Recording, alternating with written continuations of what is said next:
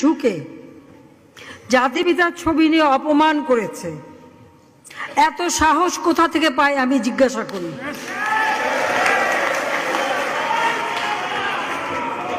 আমি জানি না আমাদের হাই কমিশনার এখন কারা বসেছিল এবং তারা সেখানে কিছুই করতে পারলো না কেন, সেটাও বড় প্রশ্ন।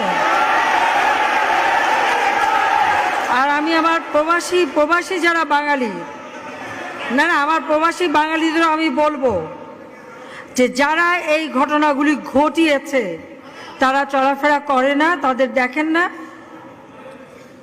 যে হাত দিয়ে জাতির পিতার ওই ছবি নিয়ে তারা ভেঙেছে, তাদের যা উপযুক্ত করা উচিত সেটা করতে হবে।